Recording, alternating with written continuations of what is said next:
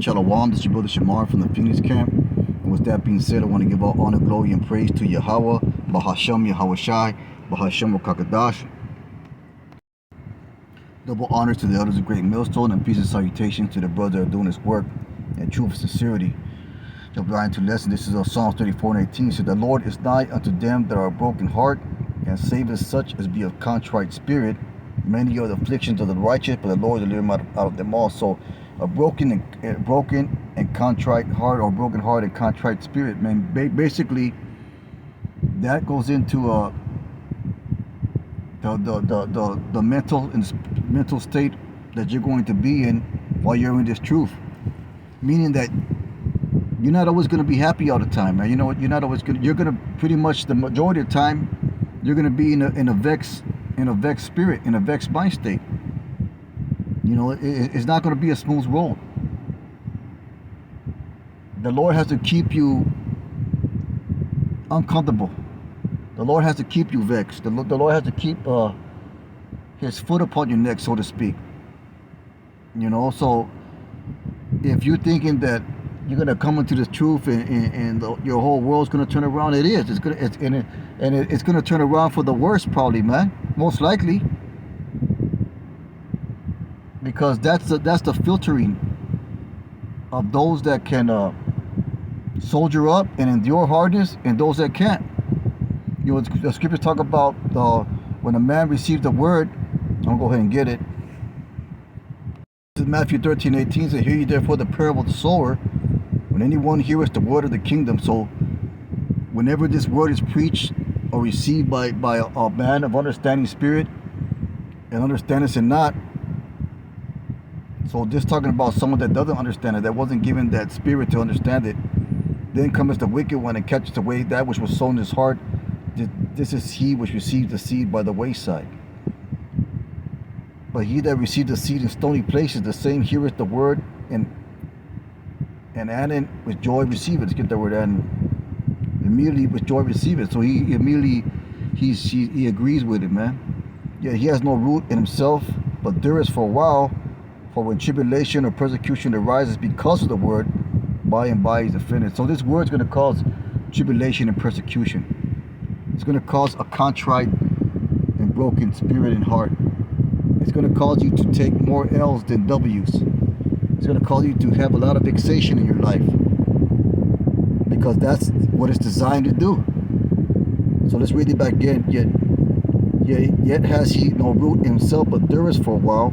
For when tribulation or persecution arises because of the word, by and by he was offended. Okay, so that's what you're going to experience in this truth, man. You're going to experience tribulation and persecution in your personal life, because when you receive the word, when you believe in this truth, you make yourself an enemy of the world. So it says, "He also that received the seed among the thorns, he that heareth the word, and the care of this world, and the deceitfulness of riches, and choke the word, and he becomes unfruitful." So his energy and investment is not in spiritual things. It's in other things that are more pleasing to him. It's in chasing of the temporal instead of investing in the eternal. So that's how you got to look at everything, man.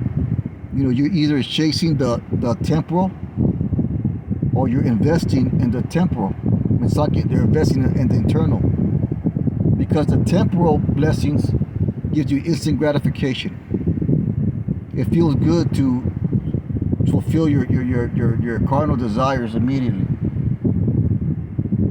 But to invest in the eternal, you don't see the reward immediately. You don't receive the joy immediately. You don't receive the benefit immediately.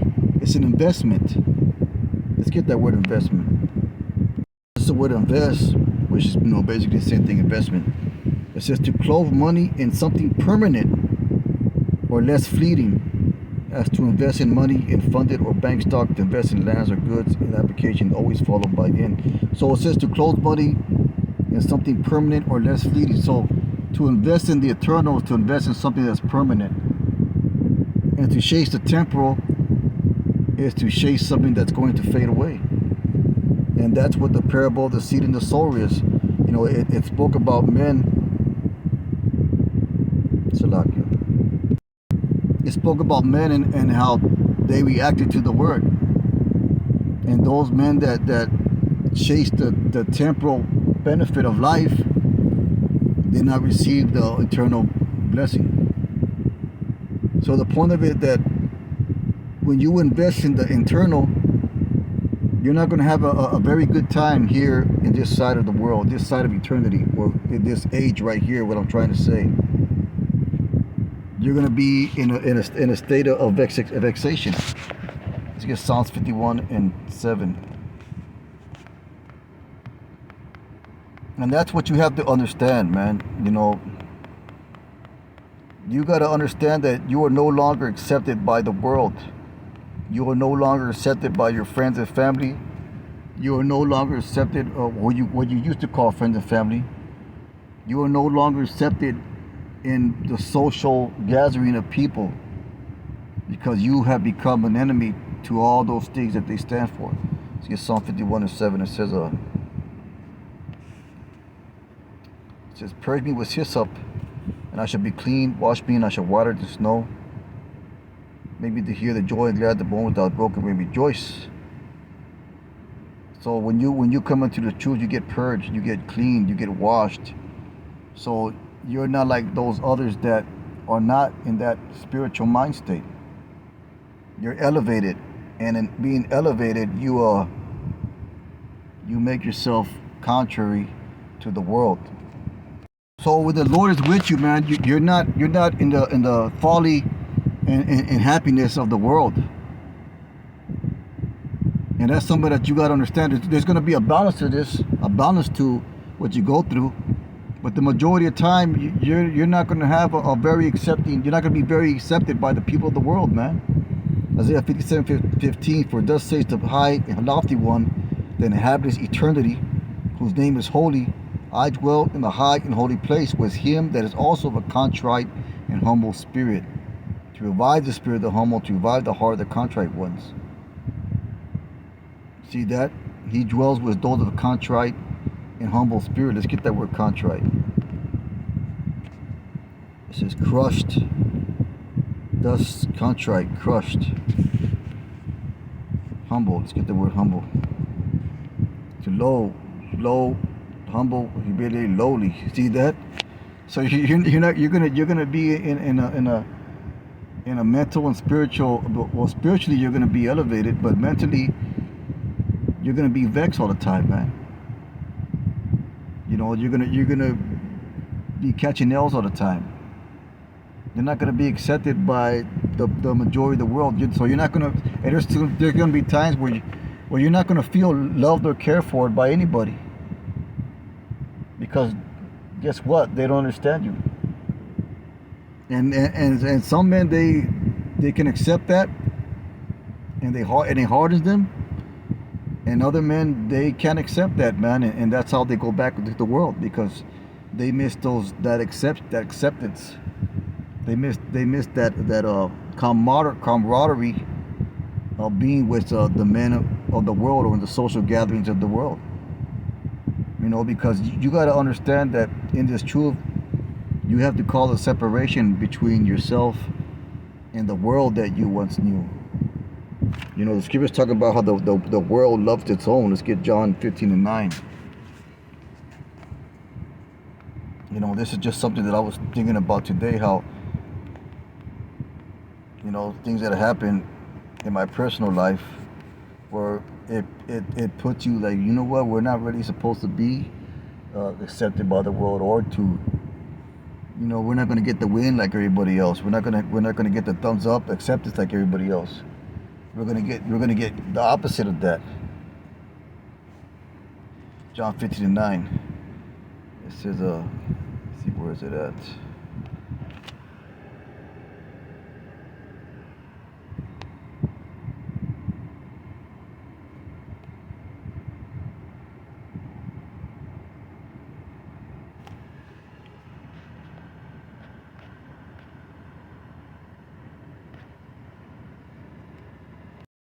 So you might not feel loved at all by your former friends or your family, or you know what, because you're going to be rejected by them. Ultimately, you're going to be an outcast of them, and the only love that you're gonna have is the love of the Heavenly Father. John 15:9 says that Father has loved me, so have I loved you. Continue in my love. So the only love we're really going to get is the love of Yahweh Shai in the form of Him supping with us and revealing His word unto us. So let's jump down to 19. Or let's do 18. It says, if the world hates you, you know that it hated me before it hated you. So the world's going to hate you. It's not going to be accepting of you. So nobody likes to be hated. So in being hated, it may cause a certain vexation upon your spirit, a certain lowliness upon you, man. But the thing about it, you got to remember that that's what we were called. That's what we were called to be in. We were called to be in that vexation of spirit, the just lots being vexed with the filthy conversation of the wicked. You know, hey, brothers, stay vexed, man. You know, we stay vexed. And the only time there's any type of joy or relief is we're among other brothers. Because in reality, nobody else can understand you except brothers, man. Nobody else can get your jokes or your dark humor except brothers, man. So it says, if you were of the world, which we are no longer, when we came into the truth and accepted, you know, accepted the things that we have to go through in this truth, the world will love his own. See, the world is accepting of its own. So since you are not of the world no more, the world's not accepting of you anymore. So that might cause a down spirit. But you gotta learn how to deal with that, man. Because you are not of the world, but I have chosen you out of the world, and Most High willing, we are chosen. Therefore, the world hateth you. See, so the world's not going to be accepting of a man, the Lord. So don't be surprised that, you know, in your walk in this truth, you know, you won't be accepted.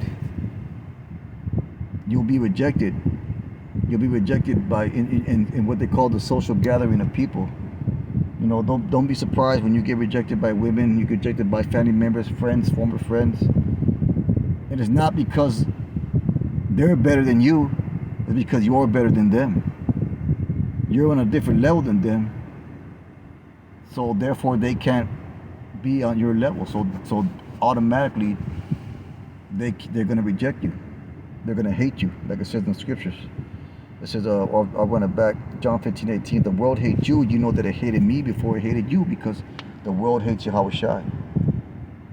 You know, though the world doesn't want to bow down to Yahweh Shai. They don't want to give things up.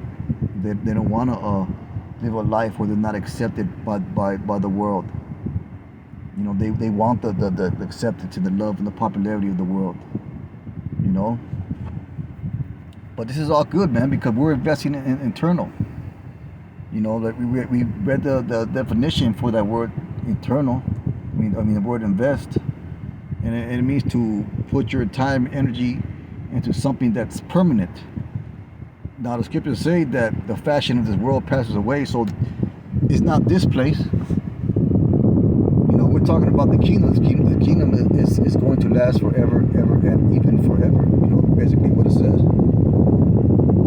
So that's a pretty good trade-off, man. You know, so you just got to be mindful of those things. You can't let those things get you down. You can't let them put you in that very lowest state. You got to understand that you're gonna take L's. You're gonna feel a certain way about time, but you got to condition yourself to that, man. At the same time, when you condition your heart and yourself to the rejection of the world, it makes you even that much more of a man of the Lord. Defiance, because we're supposed to have a defiance against this world. We're supposed to stand contrary against this world. We're supposed to set our face against Mount Seir. And what's Mount Seir? That's talking about Esau Edom, which is the world, because he controls the world. So we're supposed to be in defiance against the world, man. So if you speak out in defiance against the world, guess what? The world's going to be in defiance against you. So that's what you got to understand, man. That's what you have to understand. That's what you understand about your walk. And it's just a few things I was meditating upon today at work. You know, certain things that made you realize that, hey man, these people they really contrary to you in what you're about because of the way you carry yourself through the spirit. But with that being said, it's a real quick lesson. Salakia. Looks like we're in hope is edifying. With that, we'll give our honor, glory, and praise to Yahweh, Bahasham Yahweh Shai, Kahala Yahweh Bahasham Yahweh Shai. Let's keep pushing. Shalom.